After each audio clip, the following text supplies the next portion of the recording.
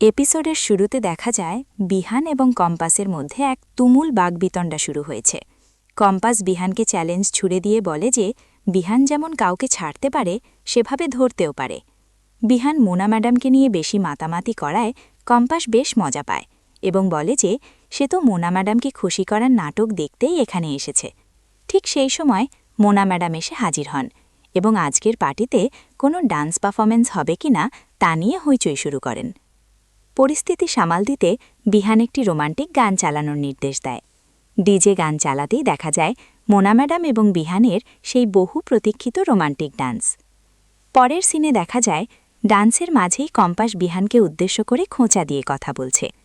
সে বলে যে বিহান শুধু নিজের ইগো বাঁচাতেই নাচছে, কিন্তু আসলে বিহানের কেমিস্ট্রি কার সাথে ভালো তা কম্পাস খুব ভালো করেই জানে।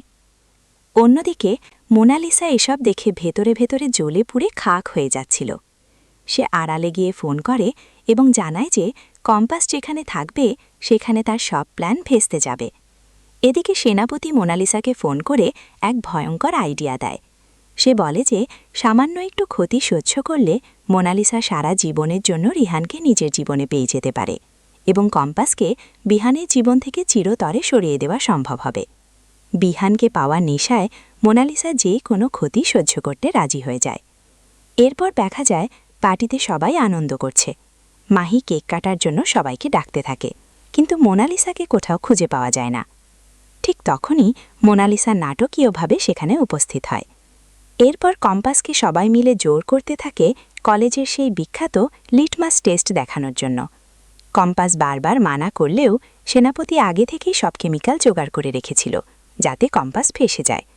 বাধ্য হয়ে কম্পাস সেই সায়েন্স এক্সপেরিমেন্ট শুরু করে।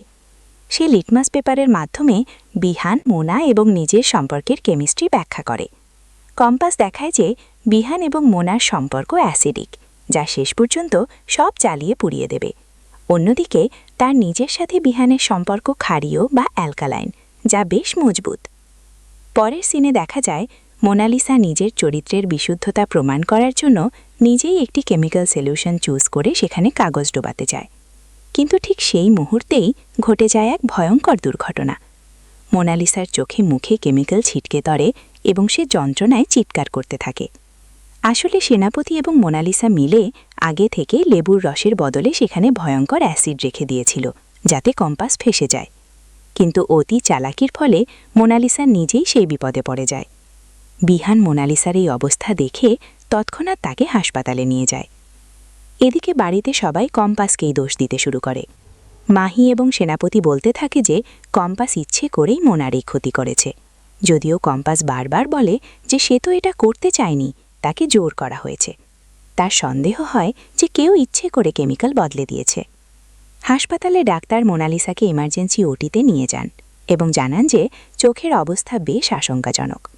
বিহান দুশ্চিন্তায় পড়ে যায় আর সেনাপতি বাইরে দাঁড়িয়ে নাটক করতে থাকে যেন সে কিছুই জানে না। আগামী পর্বে দেখা যাবে মোনালিসার এই অবস্থার জন্য বিহানকেই কম্পাসকেই দায়ী করবে, নাকি সেনাপতির এই নোংরা ষড়যন্ত্র সবার সামনে ফাঁস হয়ে যাবে। মোনালিসা কি তার চোখের দৃষ্টি ফিরে পাবে? জানতে হলে দেখতে থাকুন আমাদের পরবর্তী আপডেট। ভিডিওটি যদি ভালো লাগে তাহলে একটি লাইক করবেন আর এরকম আরও সিরিয়ালের আপডেট পেতে চ্যানেলটিকে সাবস্ক্রাইব করে রাখবেন।